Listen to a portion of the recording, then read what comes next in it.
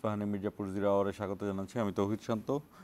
প্রতিদিন ঘটনা এগোচ্ছে, অর্থাৎ নির্বাচনের দিকে এগোচ্ছে, কিন্তু নির্বাচনের এগোনোর পাশাপাশি আরও বেশ কিছু ঘটনাই আসলে ঘটে যাচ্ছে।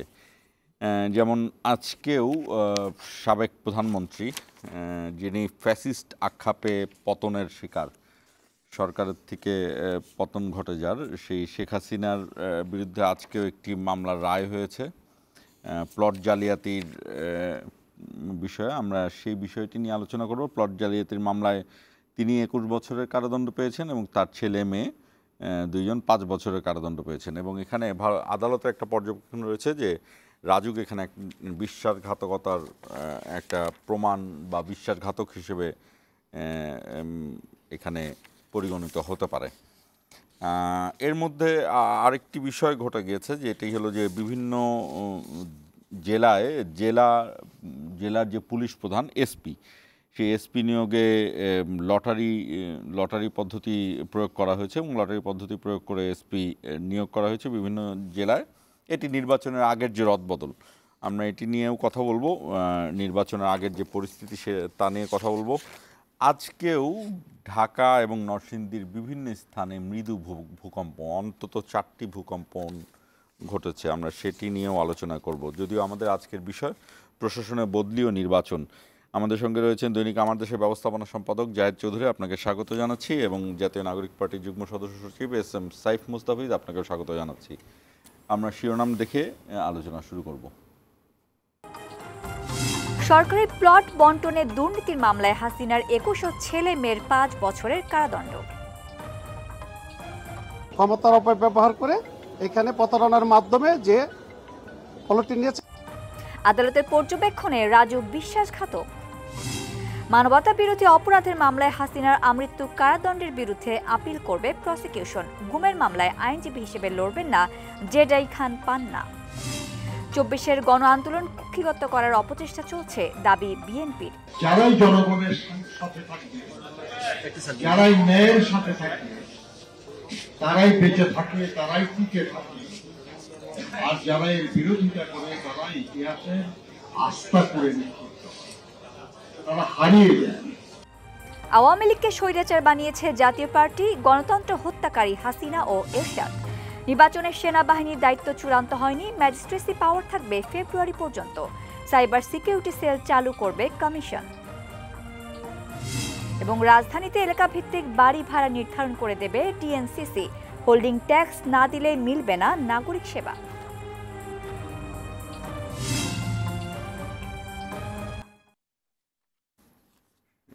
ইস্পাহানি মির্জাপুর জিরাওয়ারটি এই বৈশাখী টেলিভিশনের পাশাপাশি ফেসবুক এবং ইউটিউব পেজে সরাসরি সম্প্রচারিত হচ্ছে। আপনারা চাইলে কমেন্টের মাধ্যমে সেখানে যুক্ত হতে পারেন। জাহেদ চৌধুরী, আপনাকে দিয়ে শুরু করি।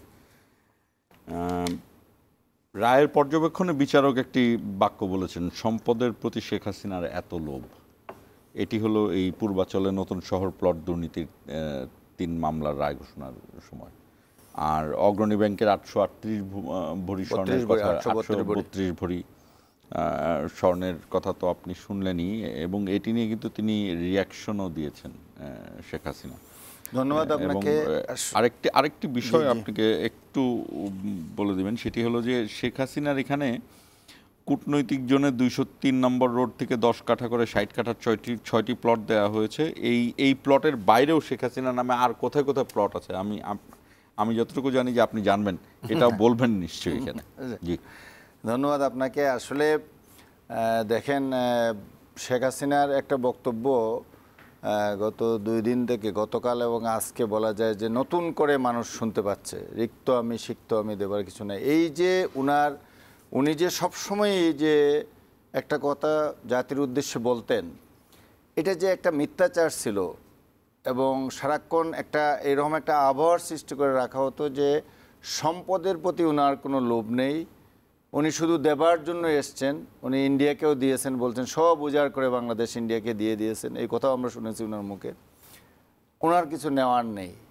কিন্তু আমরা এই ওনার পালিয়ে যাওয়ার পর আমরা একের পর এক যা দেখছি যে কিভাবে বাংলাদেশের সম্পদ উনি লুটপাট করেছেন, এবং আজকে আবারও আদালতের মাধ্যমে প্রমাণ হলো যে 10 কাঠার মাত্র 10 কাঠার একটা প্লট নেওয়ার জন্য একজন প্রধানমন্ত্রী যিনি চারবারে যেভাবেই নির্বাচিত হন, ভোটারবিহীন নির্বাচনে নির্বাচিত হয়েছেন, আমির বুটে নির্বাচনে রাতের বুটে নির্বাচিত হয়েছেন, তারপরেও উনি 20 বছর বাংলাদেশ শাসন করেছেন, স্বৈর শাসক হিসাবে নিজেকে প্রতিষ্ঠিত করেছেন, কিন্তু 10 কাঠার একটা প্লটের লুপটা উনি ছাড়তে পারেননি।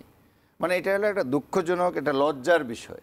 উনি হাজার কোটি টাকা, লক্ষ কোটি টাকা লুটপাটের সাথে উনি এবং ওনার যারা অলিগার্ড তারা জড়িত, এটা আমরা জানি। এবং বাংলাদেশ থেকে যে পরিমাণ টাকা পাচার হয়েছে, ব্যাংক লুট হয়েছে, আজকে দেখেন অনেকগুলো ব্যাংক দেউলিয়া হয়ে গেছে শুধুমাত্র শেখ হাসিনা এবং তার লোকদের লুটপাটের কারণে, বিভিন্ন গ্রুপের নামে, বিভিন্ন ব্যক্তির নামে। এটা কিন্তু দায়িত্ব পুরোটাই শেখ হাসিনাকে নিতে হবে। তার নেতৃত্বেই এই লুটপাটের নেতৃত্বটা উনি দিয়েছেন, এটা আবারও আজকে প্রমাণিত হয়েছে। এখন ওনার যদি 832 ভরি স্বর্ণালঙ্কার নিয়ে আপনি যেটা বলছেন, ওনার একটা অডিও ক্লিপ যেটা সরকারিভাবে প্রচার নিষিদ্ধ, বাট বাংলাদেশের মানুষ সোশ্যাল মিডিয়ার সুবাদে এটা সবাই শুনে ফেলছে। আমার ধারণা যে যারা অ্যাক্টিভ সোশ্যাল মিডিয়ায় তারা এটা সবাই শুনে ফেলছে। উনি ব্যাখ্যা দেওয়ার চেষ্টা করছেন যে এই সম্পদ আমার বিয়ের সময়ের সম্পদ, এই সম্পদ আমাকে উপহার হিসাবে দেওয়া হয়েছে, বিভিন্ন সময় আমার ফ্যামিলির সম্পদ। এবং উনি আরও বলেছেন যে ওনার সুধাসদনে শেখ ডক্টর ওয়াজেদ মিয়ার ওনার হাজব্যান্ডের যে বাড়িটি সুধাসদনে, ওনার বাড়ি আর কি, হাজব্যান্ডের বাড়ি মানে ওনার বাড়ি, সুধাসদনে যেটা আছে সুধাসদন, এবং গণভবনে নাকি আরও বিপুল সোনা, হীরা, জহরত ছিল, উনি নিজে বলেছেন। কনফেশন, যদিও আমরা এটা আনুষ্ঠানিকভাবে এটা ওনার বক্তব্য, ওনার ভয়েস আমরা দেখেছি। তো এটাই যদি হয়ে থাকে তাইলে এত সোনাদানার মালিক উনি ছিলেন, হয়েছেন, এবং উনি বলছেন যে এটা নিয়ে গেছে এবং এটা একটা সরকারিভাবে যেটাকে উদ্ধার করা হয়েছে কোর্টের আদালতের মাধ্যমে।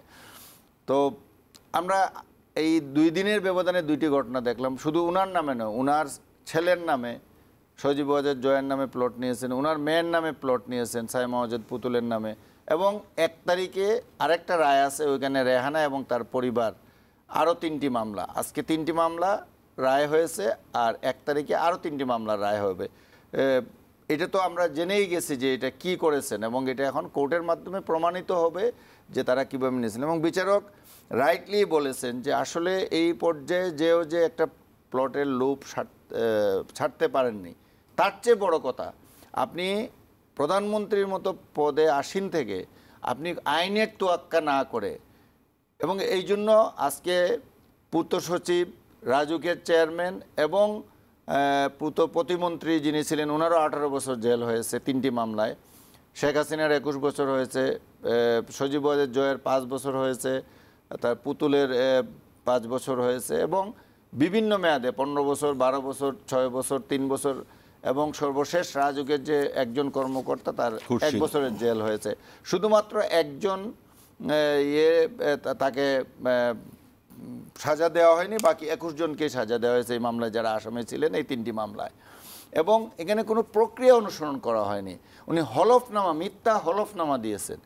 এই বিষয়গুলো কিন্তু আইনের দৃষ্টিতে আপনি যত বড় পদে থাকবেন, যত বড় দায়িত্বে থাকবেন, আপনাকে আইনটা তত ভালোভাবে মানতে হবে, এটাই বলা হয়, এটাই প্র্যাকটিস। একটা সাধারণ মানুষ হয়তো না মানতে পারে, একটা ছোটোখাটো চাকরিজীবী তার হয়তো ব্যর্থ হতে পারে, সে নাও জানতে পারে, কিন্তু যখনই আপনি এইরকম একটা পদে থাকবেন তখন আপনার আইনের প্রতি শ্রদ্ধাশীল হতে হবে। একে তো আপনি এই সম্পদগুলো নিয়েছেন, এটা আপনার নেওয়ার কথা না, কারণ আপনি যেখানে গণভবনের মতো একটা জায়গায় থাকছেন, সুধাসদনের মতো আপনার একটা বাড়ি আছে, আপনি নিজেই বলছেন প্রপার্টির কথা, আপনি 60 কাঠার কথা বললেন, এরকম আরও বেরিয়ে আসবে, আরও কত সম্পত্তি যে তাদের নামে রয়েছে এটা বেরিয়ে আসবে। আর যেগুলো বেনামে রয়েছে, যেগুলো পাচার হয়ে গেছে বিদেশে, যেগুলো পাচার হয়ে গেছে, সেটা আসলেও এগুলো বের করা উচিত যে কারা কত লুটপাট করেছে, কারা এটার সাথে জড়িত। এই যে হাজার হাজার কোটি টাকা, 5টা ব্যাংক যে খালি হয়ে গেল, দেউলিয়া হয়ে গেল, এটা কি শুধুমাত্র ওই ব্যাংকের মালিক যারা ছিল একটা বিশেষ গ্রুপ তারা, না এর পিছনে শেখ হাসিনা সহ তার মন্ত্রিসভার সদস্যরা, তার দলের নেতারা জড়িত?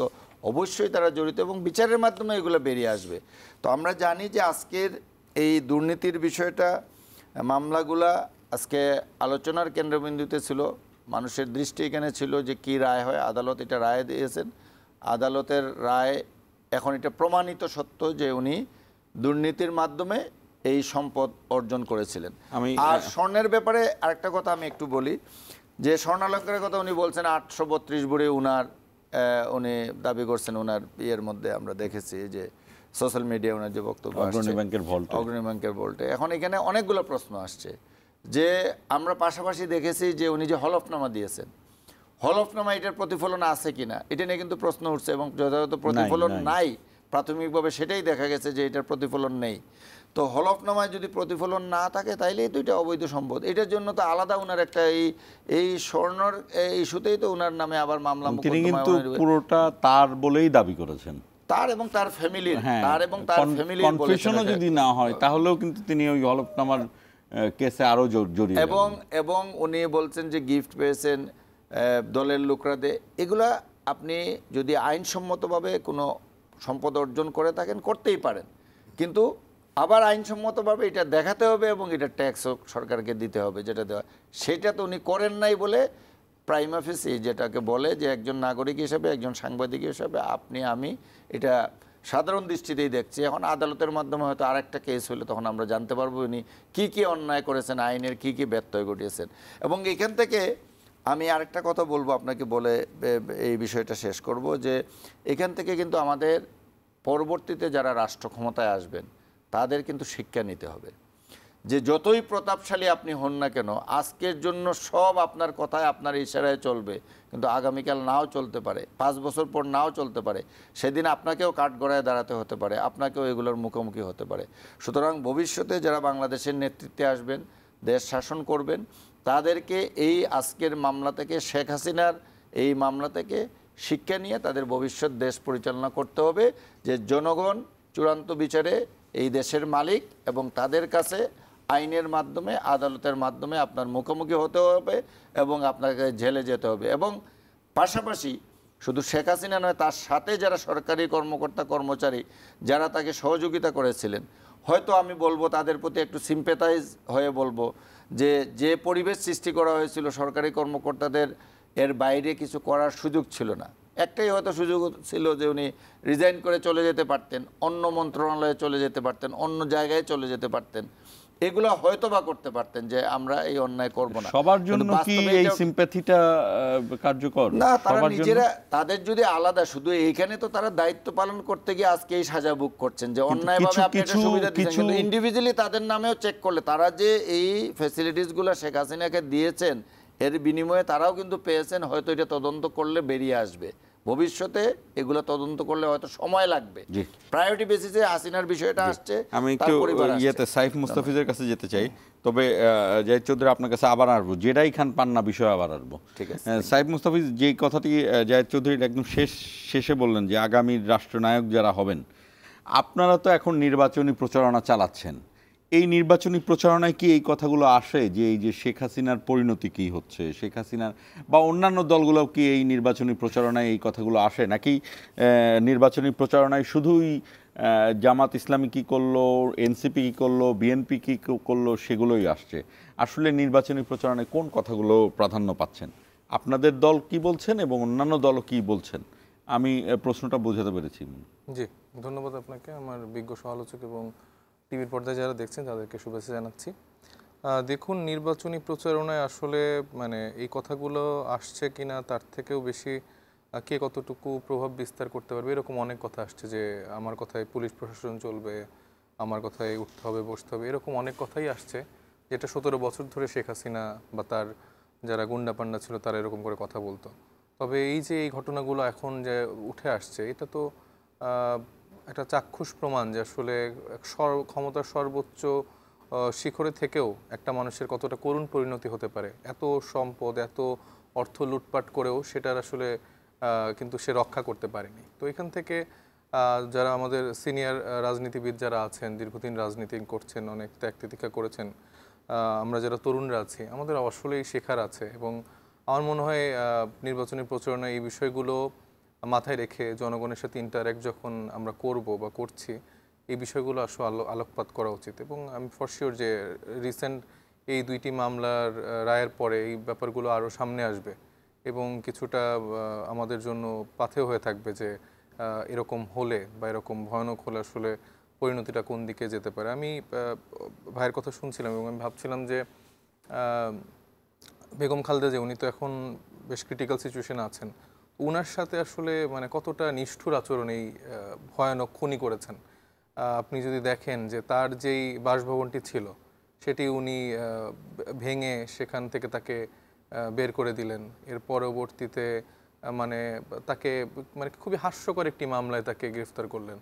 তিনি নাকি সামান্য ইতিমের কিছু টাকা মেরে দিয়েছে, এরকম একটা মিথ্যা মামলায় তাকে কিভাবে ভুগতে হলো এবং প্রায় কিন্তু এই জেলে থাকা অবস্থায় কিন্তু তার একটা প্রায় মানে মৃত্যুসজ্জার অবস্থায় কিন্তু সে পৌঁছে গিয়েছিল। তো একজন মানুষ ক্ষমতায় থাকার জন্য তার আশেপাশে ভিন্ন মতকে কিভাবে দমন করতে পারে এবং মানে মানে তার যে লুটপাটের গল্পগুলা, এটা তো আসলে আমার মনে হয় যে 1%ও না। মানে এই ভয়ানক খুনি শেখ হাসিনা নিজেদের তো ভাবে যে পুরো দেশটাই তার পুরো দেশটাই হচ্ছে তার বাবা শেখ মুজিবের দেশ। এই সব সম্পত্তি মানে উনি যে বাংলাদেশের সব সম্পত্তি লিখে নেয় নাই, এটাও একটা বড় মানে আমাদের অনেক বড় পাওয়া, অনেক বড় পাওয়া। মানে এই মহিলার তো ধ্যান জ্ঞান ছিল যে মানে আপনি দেখেন মানে যখন কথা বলতো যে আমি দিলাম, যে ঢাকা বিশ্ববিদ্যালয় এটা দিলাম, আমি ওইটা দিলাম, আমি পদ্মা সেতু দিলাম, তুই দেয়ার কে? তুই আমার টাকা পয়সা নিয়ে, আমার জনগণের ভ্যাট ট্যাক্স নিয়ে, জনগণের উপরে ঋণের বোঝা চাপিয়ে আলতু ফালতু উন্নয়ন করে তুই আমার দেশটাকে শেষ করে দিলি, অর্থনীতি শেষ করে দিলি। কথায় কথায় বারবার বলতো যে কি আমি দিলাম, তুই দেয়ার কে? একটা চোর বাটপার মানে ফালতু একটা মহিলা। মানে ওনাকে আসলে মানে আমি তো বললাম যে মানে কয়েকশোবার ফাঁসি দিলেও আসলে তার যে মানে শাস্তির জায়গাটা, পরিমাপ করার জায়গাটা, এটা আসলে শেষ হবে না। মানে এত মানে ভয়ানক ফালতু একটা মহিলা উনি। এবং এখনও যে এই কথাবার্তাগুলো লিক হচ্ছে মানে তার অডাসিটি দেখছেন আপনারা? মানে এর মধ্যে বিন্দু মাত্র কোনো অনুশোচনা নাই। আমি এরকম অনেক আওয়ামী লীগের দালালদের দেখতেছি বিভিন্ন মিডিয়াতে, এখন তারা আসছে, এসে তারা সারাদিন এইটা নিয়ে কান্না করছে, ওইটা নিয়ে কান্না করছে, 32 নম্বর নিয়ে কান্না করছে, হাসিনা নিয়ে কান্না করছে, তাদের ইলেকশনে না নিয়ে কান্না করছে। ব্যাপারটা হচ্ছে যে মানে এগুলার মানে ফলাফল তো তাদের জন্যই হয়েছে। এই মানুষগুলা কি দেখে নাই যে 17 বছর ধরে এতগুলো মানে মা বাবার বুক খালি করছে, সন্তানের বাবাকে গুম করে ফেলছে। মানে ফোন করলে একটা ফোন রেকর্ডের কথা আপনার মনে আছে কিনা যে চিটাগাঙে যে কক্সবাজারে গুলি করে মারছে, মানে ওই কণ্ঠস্বরটা মানে এখনো শুনলে মানে কি একদম খুবই হাহাকার লাগে। এবং বলতেছে যে বাবা তুমি কাঁদতেছো, মানে সন্তানের যে কষ্টটা, এটা তো ধরেন সে আওয়ামী লীগই করতো। হ্যাঁ, সে আওয়ামী লীগ করতো। মানে 1-2টা গল্প আসছে এখানে, হাজার হাজার বিএনপি নেতাকর্মী, হাজার হাজার জামাতের নেতাকর্মী, আমাদের মতো যারা তরুণরা আছে যারা ভিন্ন মত পোষণ করলেই তুলে নিয়ে যেত, গুম করতো।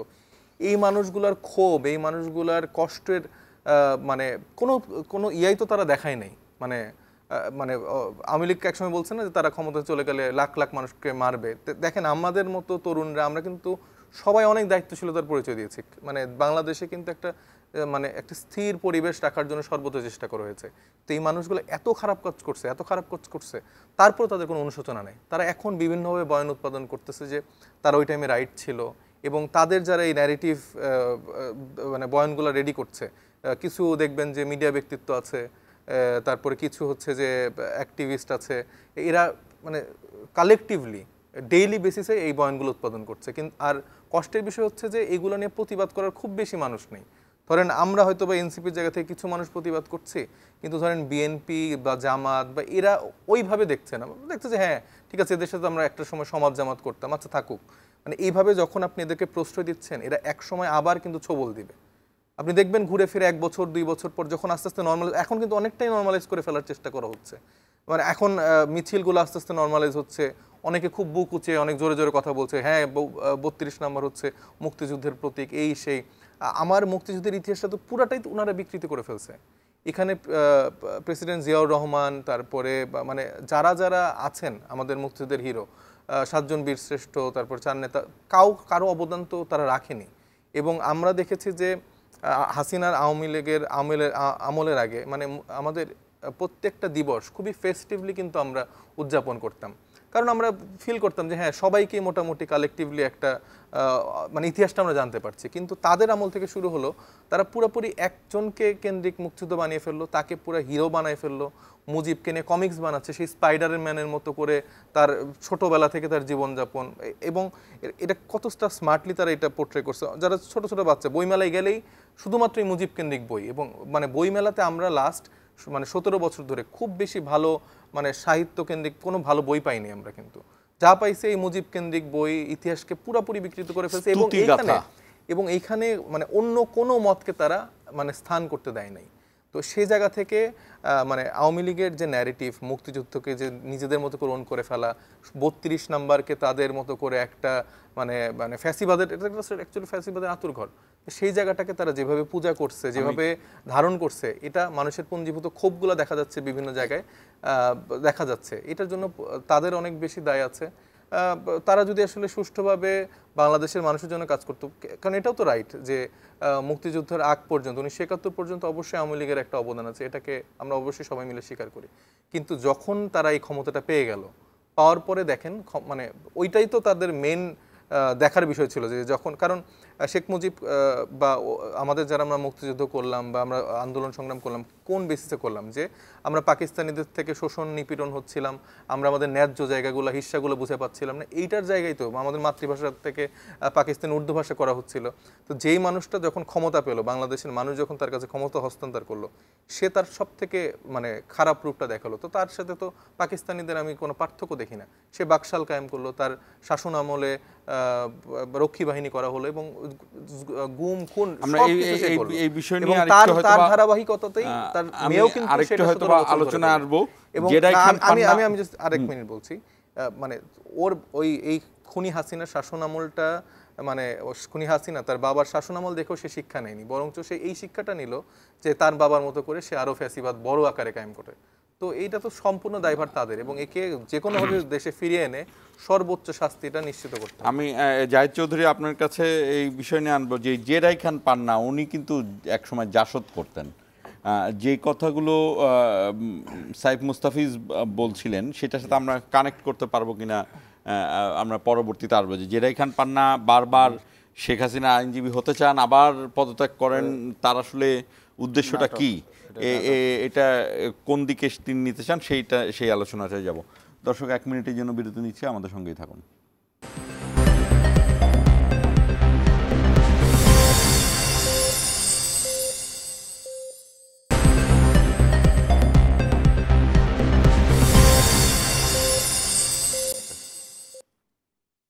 আবার স্বাগত ইস্পাহানি মির্জাপুর জিরা আওয়ারে।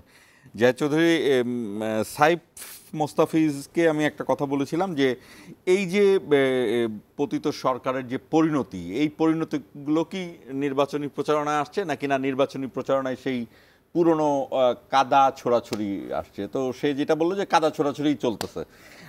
আপনার কি মনে হয় যে এগুলো কি শুধুই এই রায়ের পর্যবেক্ষণের জন্যই, নাকি এগুলো রাজনীতিবিদরা মাথায় রাখবে? আপনি তো লাস্টে একটা কথা বলেছিনি, আরেকটি বিষয় এটার সাথে যোগ করে দেই, এই যে সিনিয়র অ্যাডভোকেট জেরাই খান পান্না, ওনার বিষয়টি আমরা একটু পরিষ্কার হতে চাই। আপনার অবজারভেশন কি? উনি বারবার শেখ হাসিনার একবার আইনজীবী হতে চান, আবার আইনজীবী থেকে পদত্যাগ করছেন। আসলে সাধারণ মানুষ তো এগুলো জানে না যে আইনজীবী হতে চাওয়া, পদত্যাগ করা, সেখানে আমি একটু ক্লিয়ার হতে চাই। আমি আপনার দুটো প্রশ্নেরই জবাব দিব। তার আগে একটু ওই যে সাইফ মুস্তাফিজ একটা প্রসঙ্গ নিয়ে আসছিলেন, ওখানে একটু বলতে চাই ওই প্রসঙ্গে, যে দেখেন তারা শেখ মুজিবকে এমন একটা জায়গায় নিয়ে গিয়েছিল আওয়ামী লীগ সরকার তার শাসন আমলে। তারা মুজিব বর্ষ প্রথম বলল, তারা 1 বছর পালন, প্রথম এটা শুরু করলো কিন্তু স্বাধীনতার 50 বছর বলে, তারপরেই কিছুদিনের মধ্যে এটাকে মুজিব বর্ষে টার্ন করলো, যে স্বাধীনতার 50 বছর মুজিব বর্ষ, যে শেখ মুজিবের 100তম বার্ষিকী, জন্মশতবার্ষিকী। পরে এটাকে কিন্তু 2 বছরে টার্ন করে দেওয়া হলো, 1 বছরের প্রোগ্রামটা 2 বছর। এখানেও একটু লুটপাটের একটা কাণ্ড কারখানা ঘটছিল, এর নামে প্রচুর, আমরা কয়েকটা নিউজও করেছি, আমার দেশ পত্রিকায় আসছে। একটা জিনিস লক্ষণীয়, আমি ওই সময় এই মন্তব্যটুকু করছিলাম বারবারই বিভিন্ন জায়গায়, দেখেন ওইখানে উনি যাদের কথা বললেন, জিয়াউর রহমান কিংবা জেনারেল ওসমানী কিংবা বীরশ্রেষ্ঠ 7 জনের অবদান, সেইগুলো তো নেই তাদের দলেরও।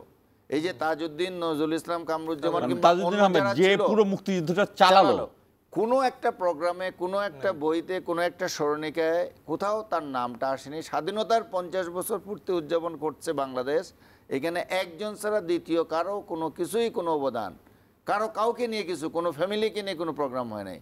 মানে তারা এই পর্যায়ে এটাকে দলীয়করণ, এই পুরা রাষ্ট্রটাকেই তারা মনে করছিল তাদের ফ্যামিলির একটা সম্পত্তি, এবং মুক্তিযুদ্ধটাকে তাদের একটা সম্পত্তি হিসেবে ধরে নিয়েছিল, এবং এই মুক্তিযুদ্ধের চেতনা বিক্রি করে তারা যে কাউকে ট্যাগ লাগিয়ে দিয়ে, আপনি ভালো করেই জানেন, আপনি যদি একটু উল্টা টকশুতে এসে কথা বলছেন, পরদিনই দেখেন 3 জন বলে ফেলবে জামাত শিবিরের লোক সে।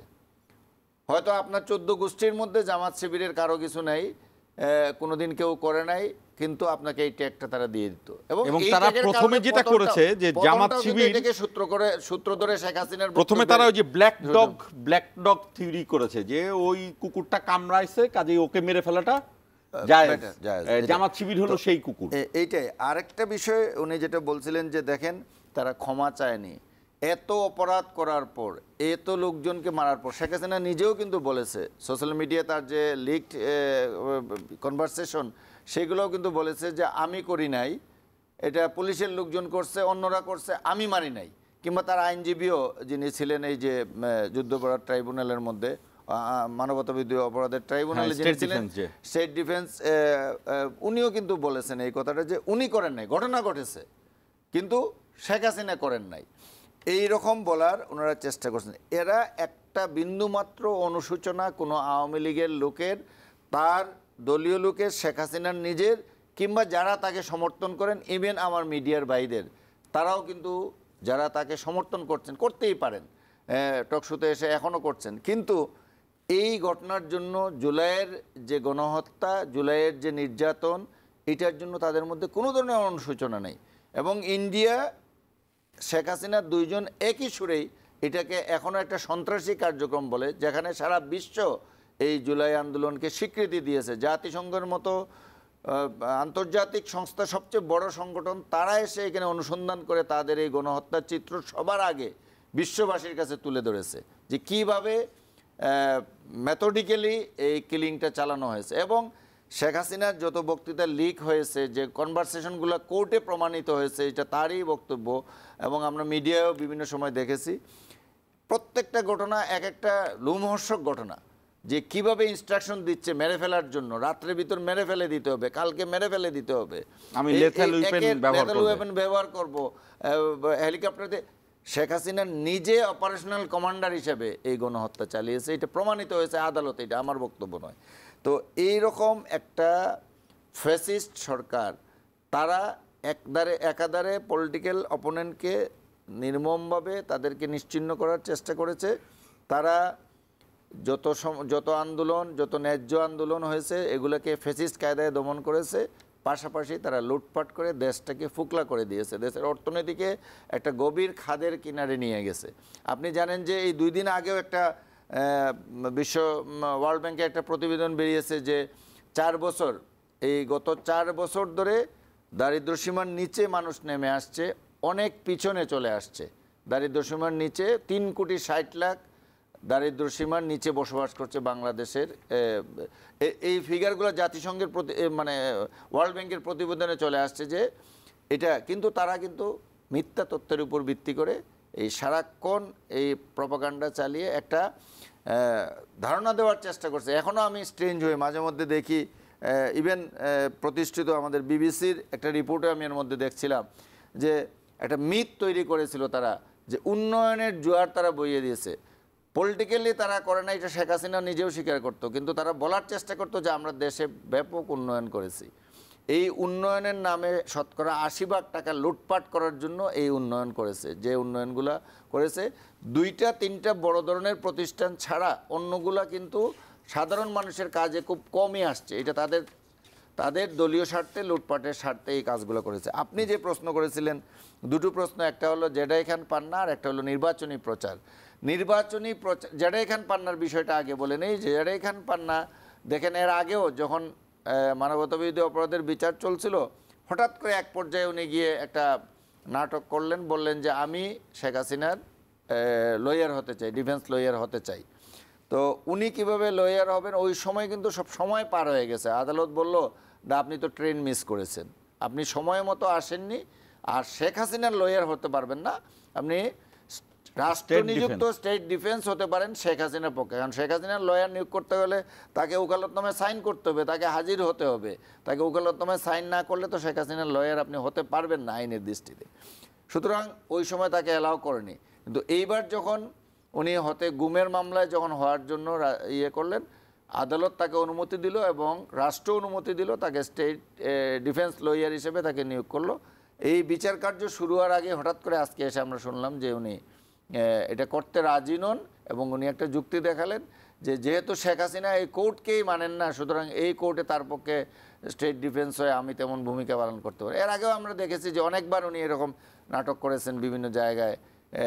এর আগে ওই যে রিপোর্টার সিমিটির ঘটনাটা আপনি জানেন, যেখানে লতিফ সিদ্দিকী গ্রেফতার করা হলো, ওই অনুষ্ঠানে ওনার ইয়েতে ছিল, মানে উনি আহ্বান করেছিলেন।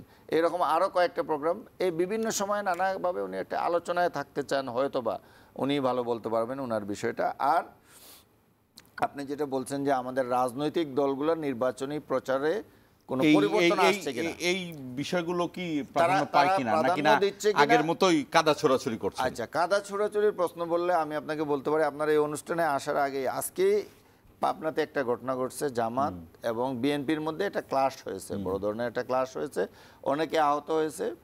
ওইখানে আমরা দেখলাম এক পক্ষ, যেমন জামাতের লোকজনরা কেন 50টা মোটরসাইকেল নিয়ে ওইখানে ক্যাম্পেইনে গেলো, এই প্রশ্নটা আমার মনে জেগেছে। তাইলে কি আমরা আগের ইয়ে থেকে কোনো পরিবর্তনে আসতে পারিনি? এই বিশাল বহর নিয়ে মোটরসাইকেল বনে আমরা কয়েকদিন আগে, 2-3 দিন আগেই আমরা দেখলাম যে জামাতের আমির বলছেন যে এখন থেকে আর মোটরসাইকেল র্যালি করা যাবে না, প্রচারণা। কিন্তু আজকে ওই নিউজে দেখলাম যে 50টা মোটরসাইকেল নিয়ে তারা ওইখানে প্রচার চালাতে গিয়েছিল। এক পর্যায়ে বিএনপির লোকজন আক্রমণ করছে, আগ থেকে একটা বিরোধ ছিল এবং এখানে দুই পক্ষ অনেকে আহত হয়েছে, মোটরসাইকেলও পুড়িয়ে দেওয়া হয়েছে কিছু মোটরসাইকেল। তো এই যে আমি ঘটনাটা আজকের ঘটনা হিসেবে বললাম, তো নির্বাচনী প্রচারের যে সিস্টেম, আমরা নির্বাচন কমিশনের আচরণবিধির মধ্যে অনেক পরিবর্তন দেখছি, কিন্তু মাঠে দেখছি না। এখনও রঙিন পোস্টারে প্রচারণার আনুষ্ঠানিকভাবে প্রচারণা কিন্তু শুরু হয় নাই, কিন্তু রঙিন পোস্টারে সারা দেশ ছেয়ে গেছে, বিভিন্ন দলের, সব দলে, কেউ কার চেয়ে কম না। মোটরসাইকেল নিয়ে হাজার হাজার মোটরসাইকেল নিয়ে মোটরসাইকেল র্যালি করছে, বিএনপি করছে, জামাত করছে, অন্য পার্টিও করছে, মশাল মিছিল করছে, যেগুলা কিছুই আপনার করার কথা না। আপনার ক্যাম্পেইনের একটা নির্দিষ্ট সময় আছে, এর আগে করার কথা না। এই স্কুল কলেজ যদি 3 মাস ধরেই আপনার এটা চলতে থাকে, তো অন্যান্য অ্যাক্টিভিটিসগুলো, পড়াশোনা, ছাত্রদের সব কিছুই তো ব্যাঘাত সৃষ্টি হচ্ছে, সব জায়গায় হচ্ছে না। এই জন্য তো একটা নির্দিষ্ট সময়সীমা বেঁধে দেওয়া হয়, এই জন্য করবেন, কিন্তু আপনি এখন করছেন। ওই মোটরসাইকেল র্যালি হচ্ছে, হুন্ডা গুন্ডা হইলেই নির্বাচনে যেতে চায়, এই মানসিকতা নিয়ে এখনও আপনারা আছেন। এবং পেশি শক্তির ব্যবহার করতে পারলে হয়তো নির্বাচনে সুবিধা করতে পারবো, তাইলে মানসিকতার পরিবর্তন কোথায় হলো? এর সিমটম অ্যাটলিস্ট আমরা এখনও দেখছি না। এবং আমি খুব আশঙ্কা প্রকাশ করছি যে এবারের নির্বাচনটা হয়তো সরকার বলছে আমরা আশা করব, আমরা সহযোগিতা করব, সবার সহযোগিতা করা উচিত, এটা সুষ্ঠু নির্বাচন, শান্তিপূর্ণ নির্বাচন করা। কিন্তু ওই শেষের যে কথাটি বললাম যে শান্তিপূর্ণ নির্বাচনের জন্য আসলেই কতটুকু সম্ভব হবে, এটা এখন পর্যন্ত আস্থায় রাখার মতো কিছু করা হয় না। আর আপনি আলোচনার যেটা সূত্রপাত করছিলেন যে প্রশাসনের পরিবর্তন, আমি এটা নিয়ে আসবো, তবে তার আগে সাইফ মুস্তাফিজের কাছে আমার একটা প্রশ্ন আছে। আজকে প্রথম স্থানীয় সরকার উপদেষ্টা আসিফ মাহমুদ ঘোষণা করলেন যে তিনি নির্বাচনে অংশ নিচ্ছেন, অন্তর্বর্তী সরকারের যুক্ত অনেকেই নির্বাচনে অংশ নিচ্ছেন। আসিফ মাহমুদকে এনসিপির হয়ে নির্বাচন করছেন কিনা? কারণ হলো এটি খুব মানুষের মধ্যে খুব আলোচিত কথা, সবাই জানতে চায়। উনি যদিও এখনো বলেন নাই যে কোন দলের হয়ে নির্বাচন করবেন, তার আগে উনি ধানমন্ডিতে মানে ঢাকা 10-এর ভোটার হয়েছেন। এই সব কিছু মিলিয়ে আপনাদের ভাইব্রেশন কি? আপনারা কি মনে করছেন? এনসিপির দিকে কিন্তু সবাই তাকিয়ে আছে, মনে করছেন যে আসিফ মাহমুদ এনসিপির থেকে নির্বাচন করছেন। আচ্ছা জি, ধন্যবাদ। উনি তো, আমি যতটুকু জানি যে ঢাকা 10 থেকে সম্ভবত ইলেকশন করবেন, তবে কোন দলের হয়ে মানে ইলেকশন আসছেন এটা এখনও আমরা জানি না। তবে আজকে আমি কয়েকটা সংবাদ মাধ্যমের বরাতে জানতে পারলাম যে বিএনপি অথবা গণ অধিকার পরিষদে হয়তো উনি যোগ দিচ্ছেন, আবার এনসিপিতেও যোগ দিতে পারেন, আসলে এটা তো ওনার ব্যক্তিগত চয়েস। তবে এটা দিয়ে একটা জিনিস ইন্টারেস্টিং জায়গা তৈরি হচ্ছে যে এতদিন যে সবাই বলে আসতো যে এই দুই উপদেষ্টা এবং এনসিপি মানে আমরা যে একটা একই দল এইভাবে যে কাউন্ট করতো, আমরা কিন্তু বারবার বলেছি যে ওনাদের সাথে আমাদের একটা মিউচুয়াল আন্ডারস্ট্যান্ডিং আছে, যেহেতু আমরা রাজপথে একসাথে লড়াই করেছি, আমাদের চেনা জানা সেই জায়গাতে একটা তো আলাদা সম্পর্ক আছে, সেটা ব্যক্তিগত সম্পর্ক। তবে রাজনৈতিক সম্পর্কের জায়গাটা সেটা তাদের সম্পূর্ণ নিজস্ব একটা আইডিওলজি ছিল যে তারা আসলে এনসিপিতে যোগ দিবেন নাকি অন্য দলে যোগ দিবেন, সেটা এখন আই গেস সবার কাছে একটু একটু স্পষ্ট হচ্ছে যে এরকম সম্পর্ক আমাদের মধ্যে কখনোই ছিল না। থাকলে তো নিশ্চয়ই একদম মোটা দাগে আমরা বলে ফেলতে পারতাম যে এনসিপিতে ওনারা আসছেন। সেক্ষেত্রে এনসিপির আরও একটি বিষয় আমি একটু আপনার কাছে আসতে চাই, সেটি হলো যে ঢাকা 8 আসন থেকে এনসিপি এখনও মনোনয়ন দেয়নি, তবে জনাব সুজন যিনি সেই বিখ্যাত রিক্সা চালক যার সালাম দেয়া ছবিটি ভাইরাল হয়েছে তাকে দিয়েছেন। আপনার কি সত্যি যে কথাটি বলতে চাইছেন যে সব পথ, আমরা যেটাকে বলি এভরি ওয়াক অফ লাইফ, যে সব পথ মথের মানুষকে আমরা নিতে চাই, সেটিকে বিশ্বাস করে নাকি এটা একটা পলিটিক্যাল স্টান্ট? আমরা আসলে তো এটাকে বিশ্বাস করি, এবং আমাদের পলিটিক্সে আসার পর আমরা তো বারবার বলছি যে আমরা ক্ষমতাটা জনতার হাতে আসলে সমর্পণ করতে চাই। এবং এই না যে আসলে মানে সুজন ভাই তার মানে এখানে মেইন জায়গাটা হচ্ছে যে সুজন ভাইয়ের মতো মানে একটা জায়গায় মনোনয়ন নেওয়া বা ইলেকশনে দাঁড়ানো, এটা তো আমার একটা রাজনৈতিক অধিকার। এটা তো এরকম না যে আমার শিক্ষাগত যোগ্যতা, আমার এসএসসি পাস হতে হবে, এইচএসসি পাস হতে হবে, এরকম তো না। বাংলাদেশের নাগরিক হলে, আমি যতটুকু জানি, বাংলাদেশের নাগরিক হলে তো সে তো আসলে ইলেকশনে দাঁড়াতে পারে, এবং নতুন আরপিও অনুযায়ী তো এটা পরিবর্তনও হয়নি। সো তার তো একটা অধিকার আছে। সেই রাজনৈতিক অধিকার থেকে সে ফিল করেছে, এরকম অনেকেই ফিল করেছে যে এনসিপিতে সে সেই জায়গাটা বা সেই নমিনেশনটা সে তুলতে পারে। সে আস্থাটা যে আমরা স্বপ্নটা দেখাচ্ছিলাম মানুষকে বা দেখাচ্ছি, যে আসলে আমরা সবাইকে স্বপ্ন দেখাই, যদি আপনার সেই যোগ্যতা থাকে, আপনি সেই মানে জনমানুষের জননেতা হয়ে, জনপ্রতিনিধি হয়ে তার সমস্যাগুলো সমাধান করে সেই এলাকার মানুষের যদি আস্থার প্রতীক হতে পারেন, এবং দিন শেষে স্টেপ বাই স্টেপ যদি এটা আপনি বাংলাদেশের মানুষের সে আস্থার জায়গাটায় আসতে পারেন, তাহলে ওয়াই নট আপনি একদিন প্রধানমন্ত্রী হতে পারবেন। কেনই শুধুমাত্র আমার বাবা বা আমার মা প্রধানমন্ত্রী থাকলে আমি সেই প্রধানমন্ত্রী হওয়ার অধিকারটা পাবো? কেন একজন যোগ্যতা সম্পন্ন কৃষকের ছেলেও সে স্বপ্নটা দেখতে পারবে না? আমরা কিন্তু এই আইডিওলজি, এই ফিলোসফি থেকে আমাদের রাজনীতির শুরু থেকেই বলছি, এবং সেখান থেকে ধরেন আমাদের যে গঠনতন্ত্র, সেখানে আপনি জানবেন এখানে কিন্তু একজন ব্যক্তি যে মনস্টার হয়ে ওঠার যে বন্দোবস্ত, সেটা কিন্তু আমাদের এই দলের সুযোগ নেই। একজন ব্যক্তি সর্বোচ্চ 2 বার দলের প্রধান থাকতে পারবেন, এবং একই ব্যক্তি দলের প্রধান এবং প্রধানমন্ত্রী থাকতে পারবেন না। তো আমাদের গঠনতন্ত্রের জায়গা থেকে আমরা সেই জায়গাগুলো নিশ্চিত করেছি যেখানে আমিও স্বপ্ন দেখতে পারছি যে আমি একসময় দলের প্রধান হতে পারবো। সো এই জায়গা থেকে আমাদের স্পিডটা অনেক বেশি কাজ করে, সবাই অনেক গুড ফাইট একটা হয় নিজেদের মধ্যে, ভালো কাজের একটা লড়াই চলতে থাকে সব সময়। এবং সুজন ভাইয়ের মতো যারা স্বপ্ন দেখতে চায়, যারা আসলে জুলাই গণঅভ্যুত্থানের সময় তো ধরেন আমরা অনেকেই অনেক জায়গা থেকে ফাইট করেছি, আপনারও নিশ্চয়ই একটা অবদান আছে, আমাদেরও অবদান আছে, কিন্তু ভিজুয়ালি আমরা কিছু কিছু মানুষের জায়গা থেকে আমরা যখন দেখেছি যে ধরেন আবু সাইদের যেই দৃশ্যটা, সেটা কিন্তু আমাদের সবাইকে অনেক বেশি কাঁদিয়েছে, ভাবিয়েছে, এবং আমরা সবাই অনেক বেশি কানেক্ট করে আমরা তখন রাজপথে চলে গেছি। আবার সুজন মামা হয়তোবা এই 17 বছর ধরে রাজনৈতিকভাবে তো তার হয়তো ওইরকম আন্দোলন সংগ্রাম নেই, কিন্তু ওই যে মোমেন্টাম, তার যে ওই সময়কার স্পিরিট, ওইটা কিন্তু আমাদেরকে অনেক বেশি মানে ভাবিয়েছে যে এই রকম মানুষগুলো যখন আমাদের সাথে সম্পৃক্ত হচ্ছে, তাহলে আমাদের আরও বেশি রাজপথে ওই লড়াইটাকে চালিয়ে যেতে পারি। এবং আমরা দেখেছি সুজন মামার মতো অনেক মানুষ সেই আন্দোলনে যুক্ত হয়েছে, তাদের একটা রিপ্রেজেন্টেশন হিসেবে। এমন না যে এখানে 300 আসনে আমরা সুজন মামার মতো লোককে চাচ্ছি, নট নেসেসারি। আমরা চাচ্ছি যে আমাদের সংসদে যেরকম আইন প্রণয়ন করার জন্য যোগ্যতা সম্পন্ন শিক্ষিত লোকও আমাদের লাগবে, তেমনি এই কিছু শ্রেণী পেশার মানুষকে রিপ্রেজেন্ট করে যারা, তাদের কণ্ঠস্বরও লাগবে। কারণ একজন শ্রমিকের কথা কিন্তু আমি আসলে ওইভাবে বলতে পারবো না, আমি কিছু নীতি কথা, আমি কিছু এটা সেটা বলবো, কিন্তু দিন শেষে তাদের যে কষ্টের জায়গাটা, তাদের যেই দায়িত্বশীলতার থ্রুতে তাদের অধিকারের কথাগুলো বলা, সেটা কিন্তু আমি মোটা দাগে বলবো না। আমি কাইন্ড অফ শোষক শ্রেণীর মতো করে আমাদের জায়গাটাই বেশি রেখে তাদেরকে একটু কম দিয়ে এরকম চিন্তা দিয়ে আমি আমার সংসদে কোনো আইন পাশ করব। তো সেখানে আমার মনে হয় যে সুজন মামার মতো শ্রমিক শ্রেণীর যে কোনো একজন রিপ্রেজেন্টেটিভ থাকতে পারে। আর এটা এখনো সিদ্ধান্ত হয়নি যে উনি আসলে ঢাকা 8 থেকে ইলেকশন করছেন কিনা। সুজন মামা যেহেতু আমাদের ক্যাম্পাস এরিয়াতেই তার মূলত রিক্সা চালিয়েছেন বা আন্দোলন সংগ্রামের সময় তিনি ছিলেন, সেই জায়গা থেকে তিনি এই আসনে তুলেছেন। তবে দল সিদ্ধান্ত নেবে যেন ছোট্ট একটা বিরতিতে যেতে হচ্ছে, বিরতি থেকে ফিরে আবার আলোচনা আসবো। যে কথাটি বলছিলাম যে বদলির বিষয়টিতে আমরা আলোচনা করব। দর্শক, আবারও নিচ্ছি ছোট্ট একটি বিরতি, আমাদের সঙ্গেই থাকেন।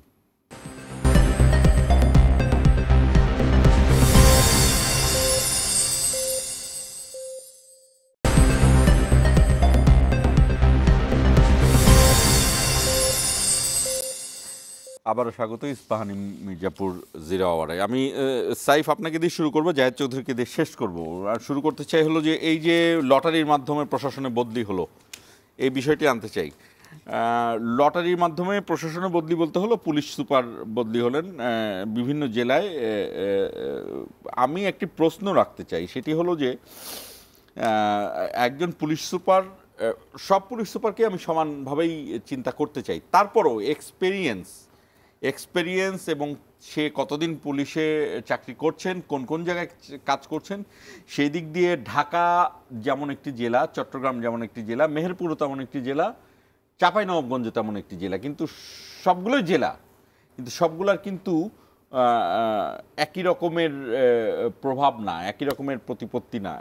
এখন চট্টগ্রাম জেলাটা যেমন, আমি যতটুকু জানি যে নির্বাচন কমিশনের যে তালিকা রয়েছে, তালিকায় চট্টগ্রাম জেলা অতি ঝুঁকিপূর্ণ, কক্সবাজার জেলা অতি ঝুঁকিপূর্ণ, ঢাকা অতি ঝুঁকিপূর্ণ, তারপর এরকম নারায়ণগঞ্জ অতি ঝুঁকিপূর্ণ জেলা নির্বাচনী ভাষায়। সেখানে এরকম লটারি করে আপনি যদি পুলিশ সুপার নিয়োগ করেন, আবার আগামীতে ডিসিও লটারি করে নিয়োগ করা হচ্ছে, এটি আসলে কতটা কার্যকর হবে হচ্ছে? এটা নিয়ে আসলে আমি মানে একটু সন্দিহান যে আসলে কোন দিকে আসলে আমরা যাচ্ছি। একটু আগে যে ঘটনাটা উল্লেখ করলেন যে পাবনায় আসলে দুই দলের মধ্যে কীরকম এখন মারামারি হচ্ছে, আমরাও বেশ কিছু জায়গায় যদি প্রচারণে যাচ্ছে, আমরাও অনেক ক্ষেত্রে বাধার সম্মুখীন হচ্ছি। অথবা ধরেন যে পার্সোনাল এক্সপিরিয়েন্স বলে যে আমি অনেক দিন ধরে চেষ্টা করছি অফিস নেওয়ার জেলাগুলোতে আমাদের, তো অনেকগুলো জেলাতে আমি পাচ্ছি না। ধরেন অ্যাডভান্স যখন দিতে যাচ্ছি, কোনো একটা অদৃশ্য কারণে হচ্ছে যে সব কিছু ওকে তারা আর দিচ্ছে না।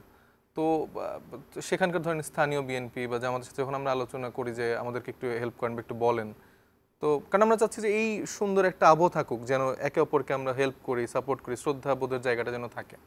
তারা সামনে দিয়ে বলে যে হ্যাঁ আপনাদেরকে আমরা বলে দিচ্ছি, কিন্তু আসলে পরে আমরা কোনোভাবে জানতে পারি তারাই হয়তো বা কোনোভাবে বলছে যে না এদেরকে দিও না। তো এটা আসলে দেখেন যে একটা সুষ্ঠু রাজনৈতিক প্র্যাকটিসের জন্য এটা খুবই একটা বড় বাধা। আপনি যখন শেখ হাসিনা যেটা করেছিল, কোনো মতকে কোনো দলকে আসলে সে দাঁড়াতে দিতে চায়নি, সবাইকে দমন করতে চেয়েছে। তো এই প্র্যাকটিসটা হলে ধরেন যে যখন আপনার আমার মধ্যে একটা হেলদি কম্পিটিশন থাকবে, এটা রাজনৈতিক কালচারের জন্য এটা ভালো। কারণ তরুণরা আমরা যখন রাজনীতিতে আসছি, আমাদের তো তাদের ওয়েলকাম করা উচিত, আমাদেরকে সেই পরিবেশটা তাদের দেওয়া উচিত। কিন্তু সেখানে আমরা দেখছি দুইটি বড় পুরনো রাজনৈতিক দল একে অপরকে সাথে এখন মারামারিতে জড়িয়ে যাচ্ছে, খুনাখুনির মতো ঘটনাও ঘটছে। তো এইটা তো আমাদের জন্য অনেক কনসার্নের জায়গা। এবং প্রশাসনিক জায়গায় যেরকম লটারির মাধ্যমে রদবদল করা হচ্ছে, এই প্রশাসনিক কাঠামোটাও তো আসলে পুরানো সিস্টেমের মধ্যেই এখন আবদ্ধ।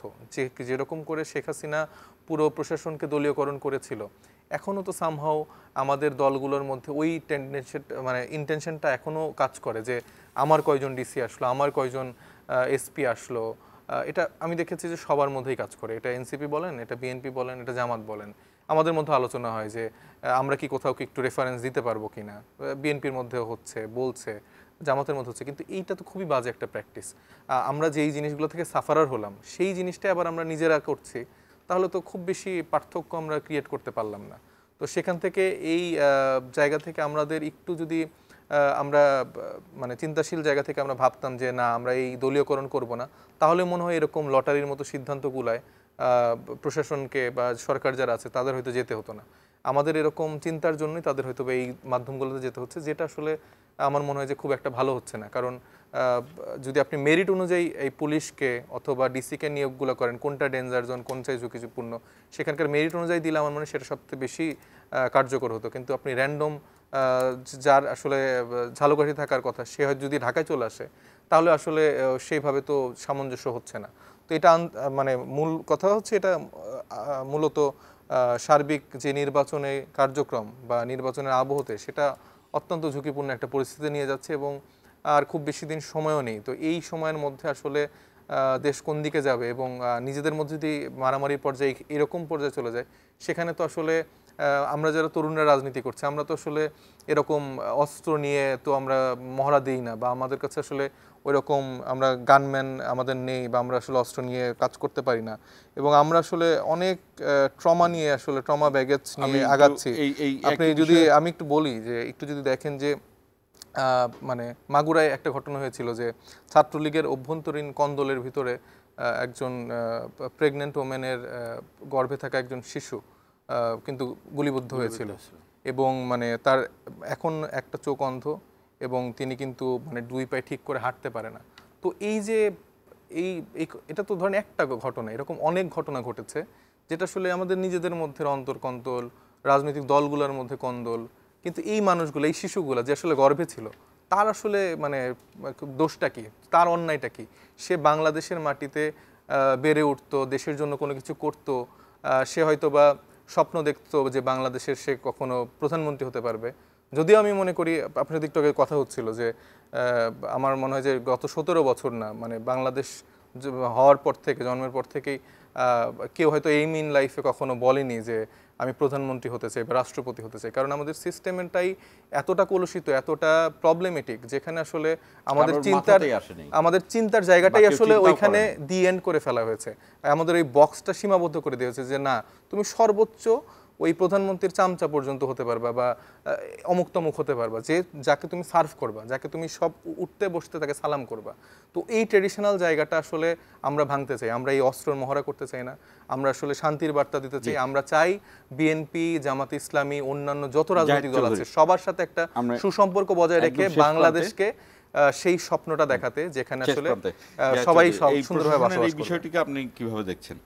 এখানে দুটো বিষয় আমরা একটু বলতে 1-1.5 মিনিটের মতো। আচ্ছা, আমি 2 মিনিটের ভিতরেই শেষ করার চেষ্টা করব। যে জিনিসটা হলো যে দেখেন এখানে অনেকগুলো বিষয় আছে। আমি যদি সরকারের পক্ষ হয়ে বলি তাইলে বলার বিষয় যেটা হলো যে সরকার চিন্তা করছে যে এইটা নিয়ে একটা বিরোধ হচ্ছে, সবাই চায় তার পরিচিত ডিসি, এসপি, ওসি, ইউএনও নিয়ে যেতে, সব এমপিরা চান, সব মানে মেজর পার্টিগুলো তার পছন্দের লোক নিয়ে যেতে চান যাতে এলাকায় তার সুবিধা হয়। তো এইটা নিয়ে বিরোধ ঠেকাতে এই প্রস্তাবটা মূলত দিয়েছিল জামাতে ইসলামী, যে লটারির মাধ্যমে। বিএনপি এটাতে আপত্তি করেছিল, কিন্তু শেষ পর্যন্ত সরকার হয়তো চিন্তা করে দেখছে যে এটা বিরোধ কমাতে গিয়েই লটারির পদ্ধতিতে গেছে। তো লটারির পদ্ধতি এটা সরকারের পক্ষ হয়ে বললাম যে সরকার কেন এটাতে গেছে, এর পিছনে এটা কাজ করছে।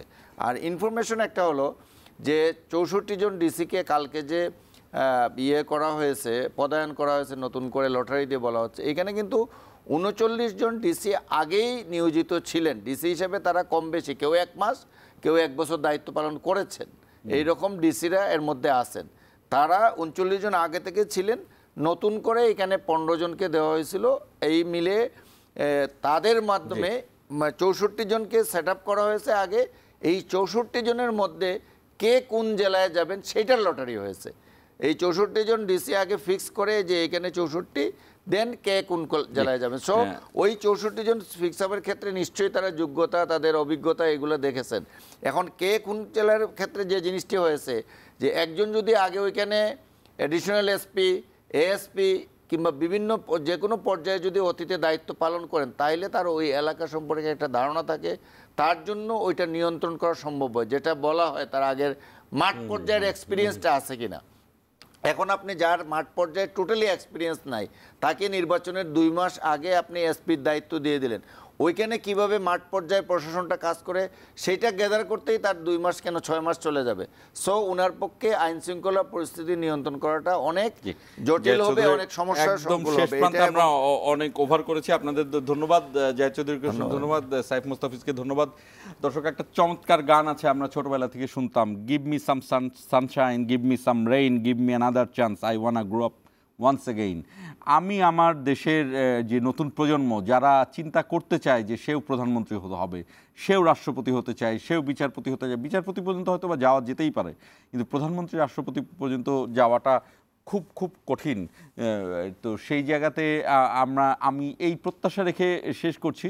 আমি হতে চাই তা বলতে চাই না, তবে আমাদের নতুন প্রজন্ম এইভাবে চিন্তা করতে পারুক, চিন্তার স্বাধীনতা আসুক, বুদ্ধির মুক্তি আসুক, যেটা আহমদ ছফারা করে গিয়েছেন, সেই বুদ্ধির মুক্তিটা হোক, সেই প্রত্যাশা রেখে শেষ করছি। Ispahani Mirzapur zero hour.